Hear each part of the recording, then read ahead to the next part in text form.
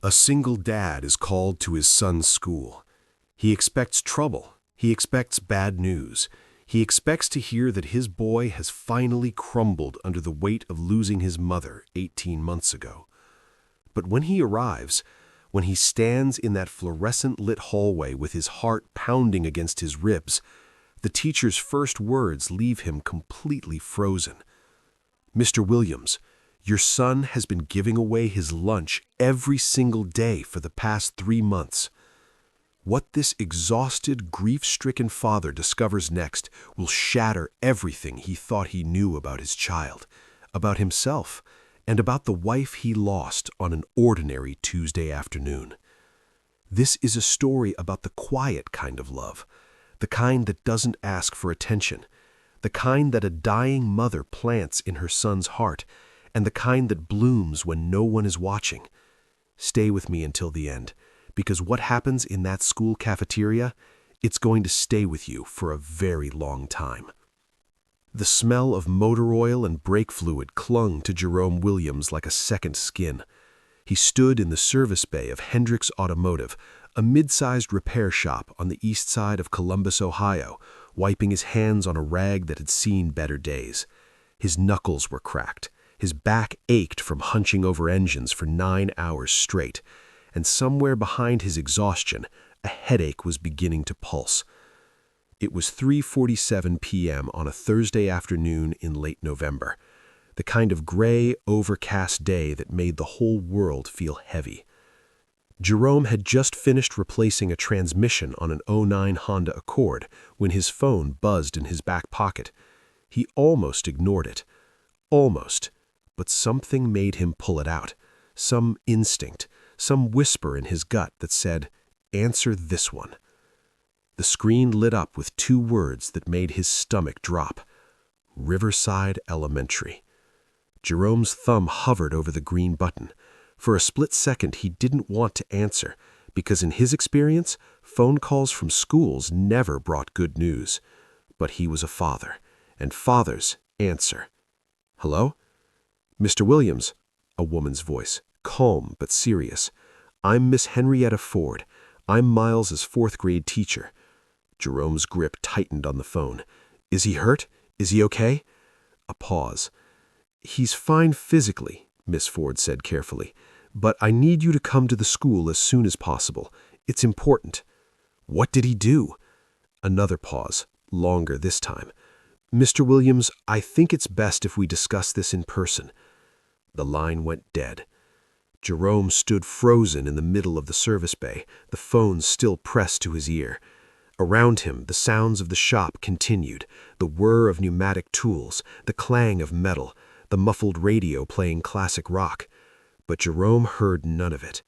All he could hear was the silence on the other end of that call, the weight of words unsaid. He clocked out without a word to his supervisor, grabbed his jacket, and walked to his truck on legs that didn't feel entirely his own. The drive from the shop to Riverside Elementary was 15 minutes. It felt like 15 hours. Jerome gripped the steering wheel so hard his knuckles turned white. His mind raced through every possible scenario. Had Miles gotten into a fight? He'd never been a violent kid, but grief did strange things to people. Jerome knew that better than anyone. Had his grades dropped again? They'd been slipping since last spring. Jerome had tried to help with homework, but most nights he came home so exhausted he could barely keep his eyes open. Or was it something worse? Had Miles said something, done something that couldn't be taken back? Jerome's chest tightened. Ever since Denise passed, 18 months ago, though it felt like yesterday and forever at the same time, Miles had become a different child. The boy who once ran through the house making airplane sounds had gone quiet. The boy who used to beg to stay up late reading comic books now went to bed without being asked. The boy who laughed easily and made friends effortlessly had started eating lunch alone. Jerome saw it. He saw all of it. But he didn't know how to fix it. He was barely holding himself together. How was he supposed to hold his son together, too? "You're failing him," a voice whispered in the back of his mind. "Denise would have known what to do, but you're just surviving." Jerome blinked hard, forcing the thought away. Not now. He couldn't fall apart now. He pulled into the school parking lot at 4:12 p.m. cut the engine, and sat there for a moment. His hands were trembling. "Get it together," he muttered to himself. "Whatever it is, you handle it. That's what you do. You handle it." He stepped out of the truck and walked toward the front entrance. The school looked exactly like every other elementary school in America. Brick walls, colorful bulletin boards visible through the windows, a flagpole standing at attention near the entrance. But today, it felt like a place where Jerome's world was about to shift. He just didn't know how. If you've ever received a call from your child's school and felt your heart drop into your stomach, you already know exactly what Jerome was feeling in that moment. That cold dread, that racing mind, that desperate hope that somehow everything will be okay. Stay with me, because what happens next, Jerome never saw it coming. Jerome pushed through the front doors of Riverside Elementary and stepped into the main office. The smell hit him immediately. That unmistakable school scent of floor wax, crayons, and something vaguely like cafeteria food. A woman sat behind the front desk, typing away at a computer. She glanced up when Jerome entered, her eyes flicking briefly to his grease-stained uniform before settling on his face. "I'm here for Miles Williams," Jerome said. His voice came out rougher than he intended. "His teacher called. Miss Ford?" The woman nodded. "She's expecting you. Down the hall, second door on the left." Jerome thanked her and walked in the direction she'd pointed. His boots echoed against the linoleum floor.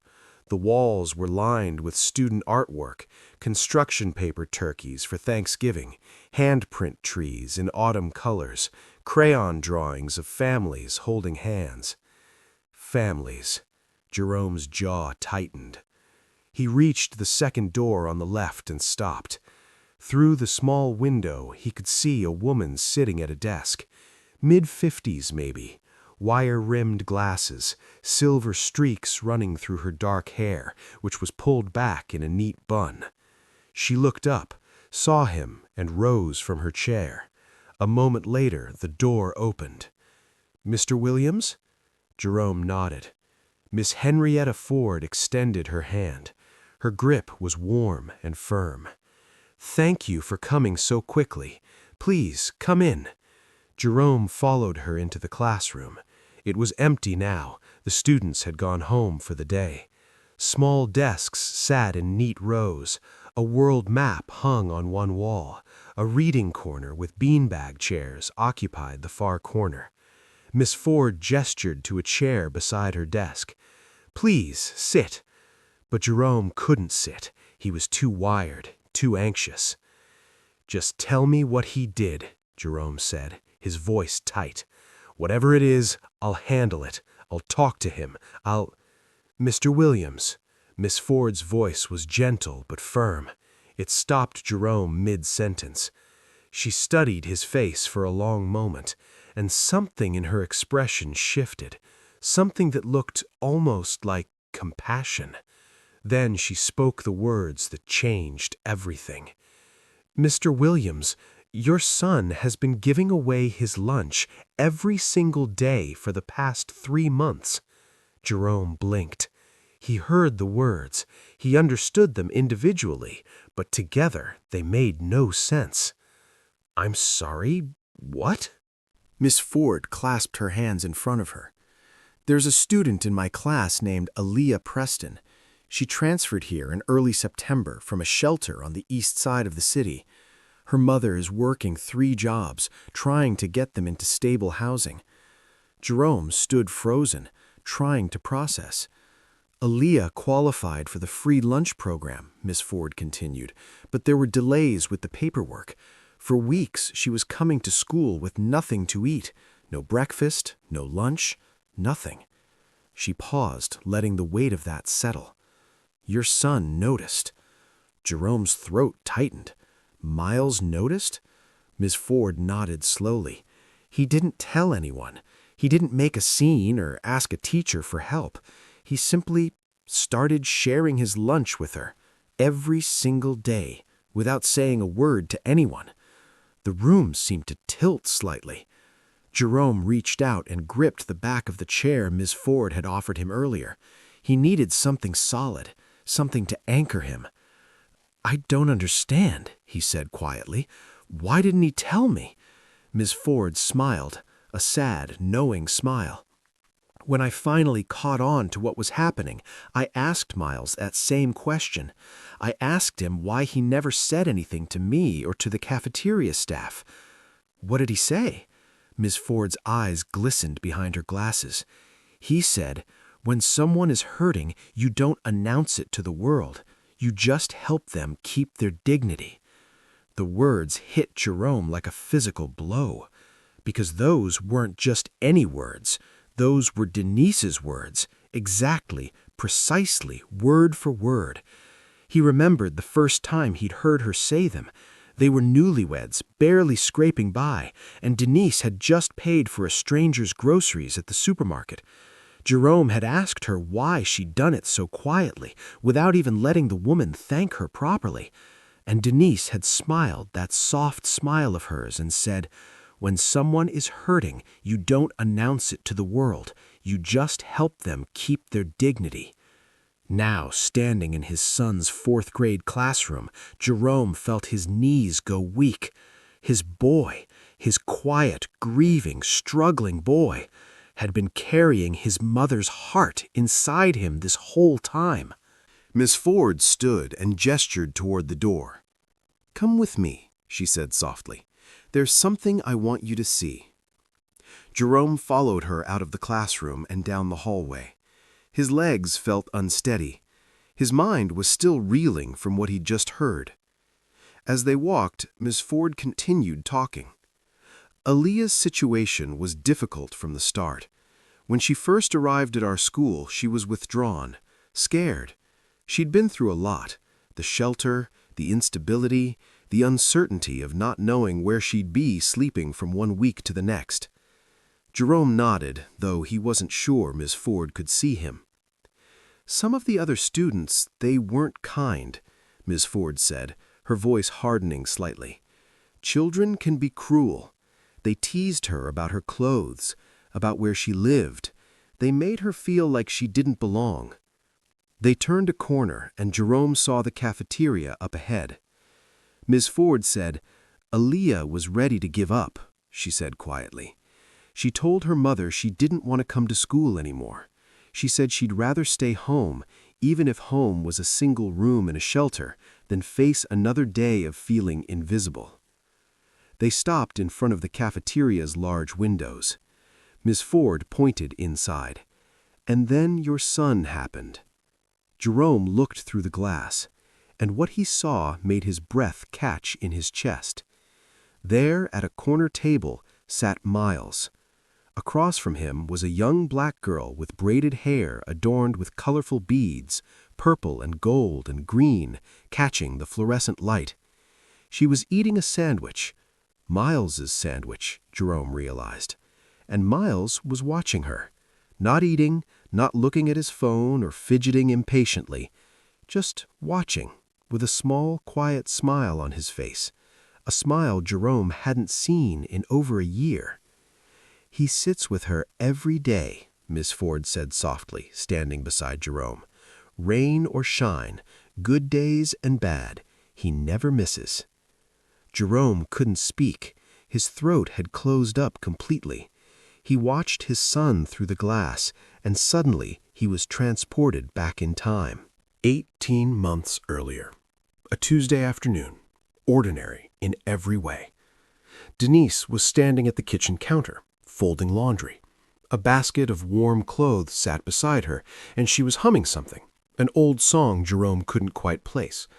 Miles was at the table, doing homework. Jerome was in the living room, half watching a football game. It was all so normal, so unremarkable. And then Denise made a small sound, almost like a sigh. Jerome looked up just in time to see her hand go to her head, her brow furrowed. "Honey?" he called. "You okay?" She didn't answer. She just crumpled. One moment she was standing, the next she was on the floor. Jerome was beside her in an instant. Miles was screaming. The paramedics came. The sirens wailed, but it was already too late. A brain aneurysm, the doctor said later. A blood vessel in her brain had ruptured without warning. There was nothing anyone could have done. No symptoms, no signs, no goodbye. Just an ordinary Tuesday that became the day Jerome's world ended. Jerome blinked, and he was back in the school hallway. His eyes were wet. Through the cafeteria window, Miles was now laughing at something Aaliyah had said. The girl was laughing too, covering her mouth with her hand. It was such a simple scene. 2 kids sharing a meal, sharing a moment. But to Jerome, it was everything. "He's been doing this since September?" Jerome asked, his voice hoarse. Miss Ford nodded. "Every single day. He walks into the cafeteria, sits down next to her, and splits whatever he has. Sometimes it's a sandwich, sometimes it's crackers and an apple, but he always shares." Jerome shook his head slowly. "I pack his lunch every morning. I had no idea." "That's the thing about your son, Mr. Williams," Miss Ford said gently. "He doesn't do this for recognition. He does it because it's who he is." She paused. "But there's more." Jerome turned to look at her. "More?" Miss Ford reached into her pocket and pulled out a folded piece of paper. "Aaliyah's mother called me last week. She was confused and emotional. She wanted to know who had been leaving notes in her daughter's backpack." Jerome browed furrowed. "Notes?" "Encouraging notes," Miss Ford said. "Little messages tucked into the front pocket of Aaliyah's bag. Things like, 'You're braver than you know,' and 'Tomorrow will be better.'" She unfolded the paper in her hands. "Aaliyah told her mother that those notes were the only reason she kept coming to school. On her worst days, when the teasing was unbearable and she felt completely alone, she would find a note, and somehow it gave her the strength to keep going." Ms. Ford held the paper out to Jerome. "This is the most recent one. Sometimes the people we lose leave behind more than memories. They leave behind a way of living, a way of loving, a way of moving through the world with grace and kindness.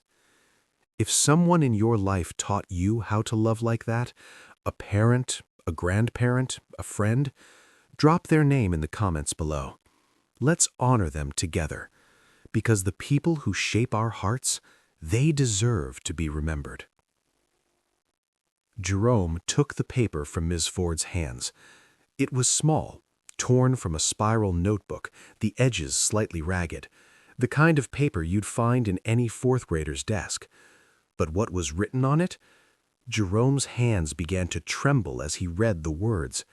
In his son's careful, slightly uneven handwriting, "My dad says that storms don't last forever. The sun always comes back. I believe in you." Something broke inside Jerome.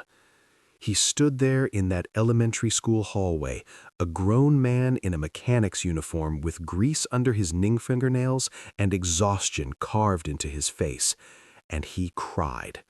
Not quiet tears that could be blinked away, real tears, the kind that come from somewhere deep, the kind that have been waiting a long, long time to fall. He didn't try to hide them, he didn't apologize or turn away. He just let them come. Ms. Ford stood beside him in silence, one hand resting gently on his arm. "I've been teaching for 27 years, she said softly, after a long moment. "I've seen thousands of students come through these halls. Bright kids, troubled kids, kids who made me laugh, and kids who made me worry." She paused. "But in all that time, Mr. Williams, I have never, not once, witnessed a child with this much compassion." Jerome shook his head, wiping his eyes with the back of his hand. "I don't understand. I thought I was losing him. I thought—" His voice cracked. "I thought I was failing him." Miss Ford's expression softened even further. "Why would you think that?" Jerome let out a long, shaky breath. "Because I'm never there. I work double shifts just to keep us afloat. I come home so tired I can barely stand. Half the time, Miles is already asleep when I walk through the door. And when he's awake, he trailed off. When he's awake, I don't know what to say to him. I don't know how to reach him. His mother, she was the one who knew how to do all that. She knew how to talk to him, how to make him laugh, how to make everything feel okay. He looked down at the note in his hands. Without her, I'm just surviving. And I thought he was too. I thought the grief was swallowing him whole, and I didn't know how to pull him out. Miss Ford shook her head slowly. Mr. Williams, listen to me. That boy in there, she gestured toward the cafeteria window, he is not being swallowed by grief. He is transforming it. Jerome looked at her, not understanding. The love his mother gave him, the lessons she taught him, the example she set, he's not letting that disappear. He's using it. He's taking everything she gave him and turning it into something beautiful. She pointed at the note in Jerome's hands. Do you see what he wrote? He wrote, "My dad says that storms don't last forever." He's not just repeating something he heard once. He's living it. He's believing it. And he's passing it on to someone who needs it. Miss Ford's voice grew thick with emotion. That's not a child who's falling apart. That's a child who's learning how to heal. And he learned that from watching you. Jerome stared at her. From watching me? Miss Ford said once that he watches you wake up every morning even when you're tired. He said it makes him want to be brave too. Jerome closed his eyes. All this time he thought Miles wasn't watching. He thought his son was too wrapped up in his own grief to notice the struggle, the sacrifice, the exhaustion. But Miles had seen everything, and instead of being crushed by it, he'd been inspired by it. Through the cafeteria window, Miles suddenly looked up.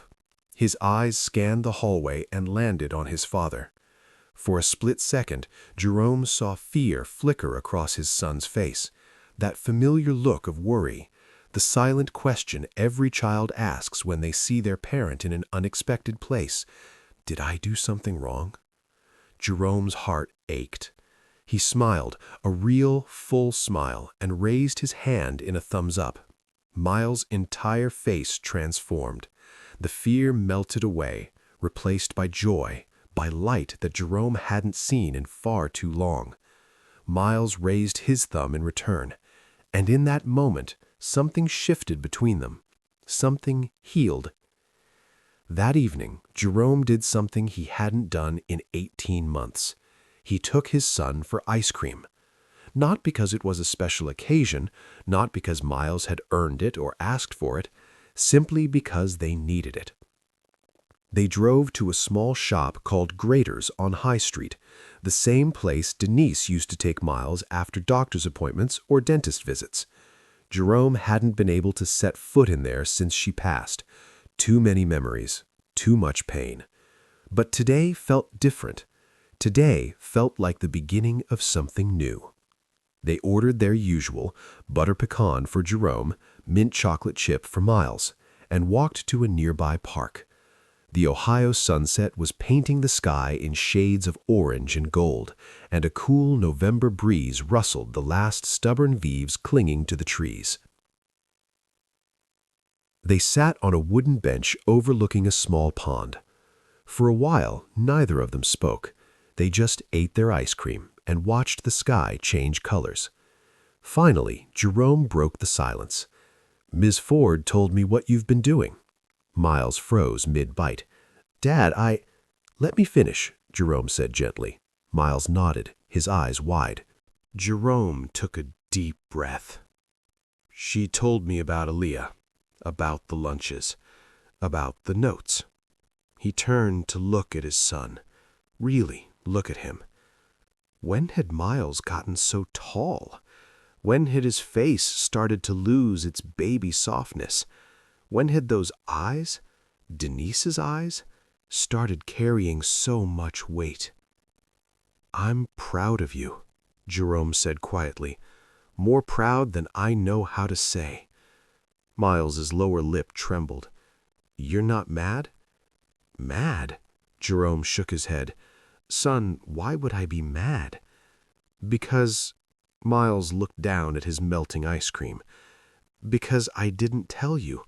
Because I was giving away the food you worked so hard to buy. Because you saw someone hurting," Jerome interrupted softly, "and you helped them keep their dignity." Miles's head snapped up.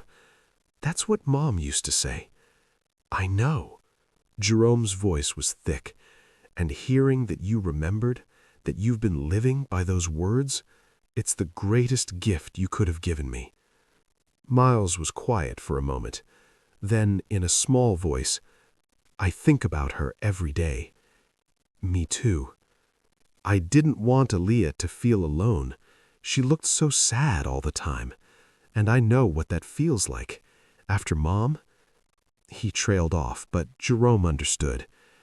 "Being alone is the worst feeling in the world," Miles finished quietly.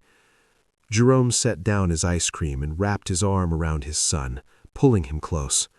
For a long moment, they just sat there, father and son, grief and hope, loss and love. "You know what?" Jerome said finally. "Neither of us has to feel alone anymore." Miles leaned into his father's side, and for the first time in 18 months, the silence between them didn't feel heavy. It felt like peace. If this story is touching your heart right now, take a second to hit that subscribe button and join the Soul Tales family. Every week, we share stories just like this one, stories that remind us what really matters. Real people, real struggles, real love. And if you haven't already, go ahead and tap that like button. It helps more people find these stories, and honestly, stories like Jerome and Miles's deserve to be heard. Now, let's find out what happened next. 3 months later, everything had changed. Aaliyah's mother, a woman named Patricia Preston, finally secured stable housing for her family. A small 2-bedroom apartment on the west side of Columbus. Nothing fancy, but it was theirs. The first thing Aaliyah did when she got her own room, she hung up every single one of Miles's notes on her wall, all 23 of them. Patricia reached out to Jerome personally to thank him. They met for coffee at a diner halfway between their neighborhoods, and Patricia cried before she even finished her first sentence. "That boy of yours," she said, wiping her eyes, "he saved my daughter. Not just her body, her spirit.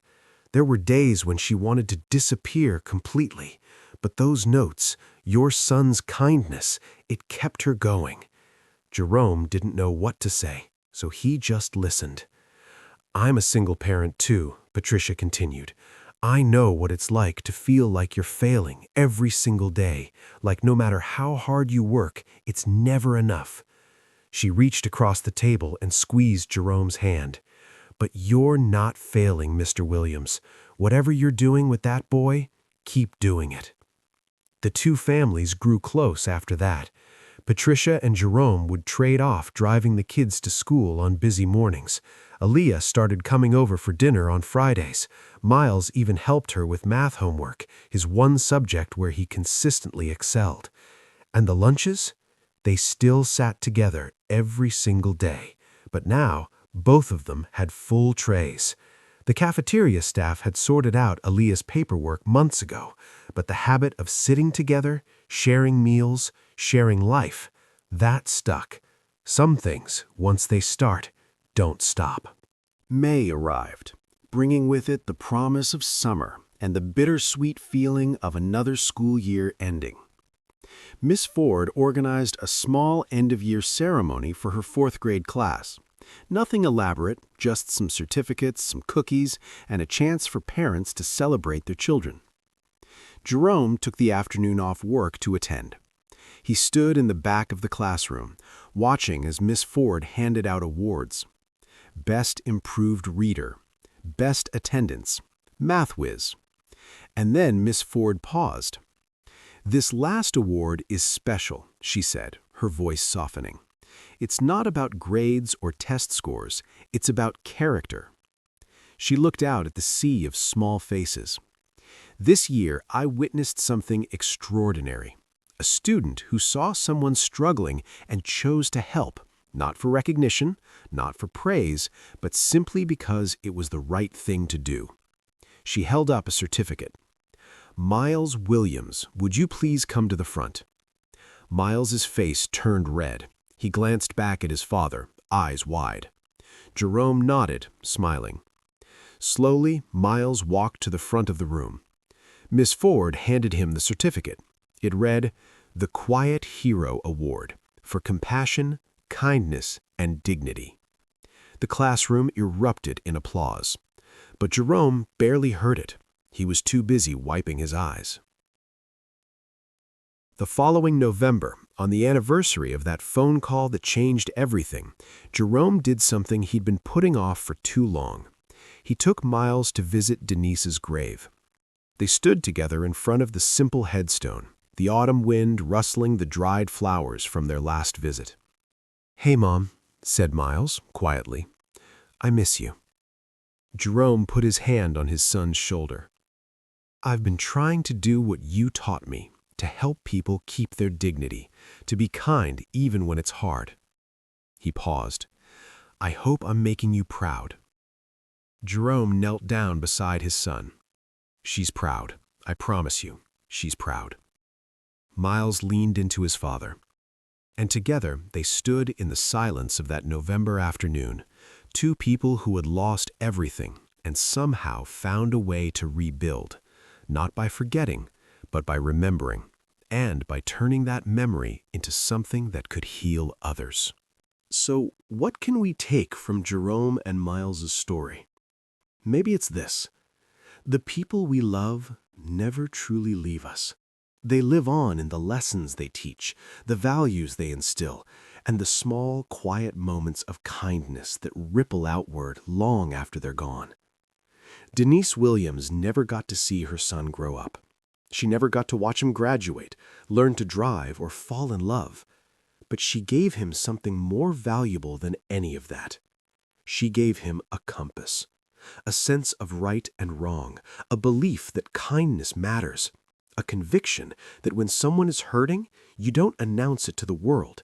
You just help them keep their dignity. And Miles? He took that compass and let it guide him through the darkest year of his young life. He didn't know he was being a hero. He was just being who his mother raised him to be. Jerome learned something too. He learned that being a good parent isn't about being perfect. It's not about having all the answers or never making mistakes. It's about showing up, even when you're exhausted, even when you feel like a failure, even when you're not sure you have anything left to give, because your children are watching. And sometimes, the greatest lessons aren't taught with words. They're taught by example. Before you go, I want to ask you something. Has a child ever surprised you with wisdom beyond their years? Or maybe you've been that child, carrying more weight than anyone around you realized, helping in ways no one ever knew about.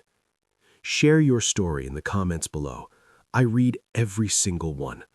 This community right here, the SOULTALES family, is built on real stories, real hearts, and real people just like you. If this story moved you, hit that like button, subscribe if you haven't already, and share this with someone who needs to hear it today. Because stories like this one, they're not meant to be kept to ourselves. They're meant to be passed on. And remember, the smallest hands often carry the biggest hearts. Until next time, SOULTALES family, take care of each other.